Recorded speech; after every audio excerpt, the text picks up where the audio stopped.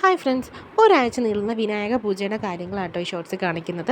ഒരാഴ്ച രാവിലെയും വൈകിട്ടുമായിട്ട് പൂജാരിയുടെ വന്നിട്ട് പൂജയും കാര്യങ്ങളും മറ്റുമൊക്കെ ഉണ്ട്. ഈ കൂട്ടത്തിൽ കുട്ടികൾക്കുള്ള സരസ്വതി പൂജ, കുടുംബ പൂജ, അങ്ങനെ പലതരത്തിലുള്ള പൂജയും കാര്യങ്ങളൊക്കെ ആയിട്ടാണ് നടക്കുന്നത്. വൈകുന്നേരം കുട്ടികൾക്ക് വേണ്ടിയിട്ട് പാട്ടും ഡാൻസും ഗെയിംസും ഒക്കെ ഉണ്ട് കേട്ടോ. പിന്നെ ഓരോ ഫാമിലീസിൻ്റെ പ്രത്യേകം പൂജയും കാര്യങ്ങളൊക്കെ ചെയ്യണം എന്നുള്ളവർക്ക് അങ്ങനെയും ചെയ്യുന്നുണ്ടായിരുന്നു. വൈകുന്നേരം എല്ലാവർക്കും പ്രസാദം വഴിപാടും കാര്യങ്ങളൊക്കെ കൊടുക്കും. അതെല്ലാം എനിക്ക് വീഡിയോ എടുക്കാൻ കഴിഞ്ഞിരുന്നില്ല കേട്ടോ.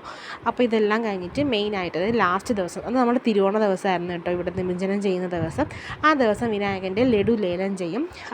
ലഡു അപ്പാർട്ട്മെൻറ്റിലുള്ളവരെ ആരെങ്കിലും ലേലം ചെയ്ത് വാങ്ങിക്കുകയാണ് എല്ലാ വർഷവും ചെയ്യുന്നത്. അതിൻ്റെ ആട്ടോ ഈ കാണുന്നത്. ഇതെല്ലാം കഴിഞ്ഞിട്ട് വിനായകനെ നമ്മൾ പുറത്ത് കൊണ്ടുപോയി നിമജ്ജനം ചെയ്യാറില്ല. നമ്മുടെ അപ്പാർട്ട്മെൻറ്റിൽ തന്നെ സെപ്പറേറ്റ് ഒരു സ്ഥലം കിട്ടിയിട്ട് അവിടെ തന്നെയാണ് കേട്ടോ നിമജ്ജനം ചെയ്യുന്നത്.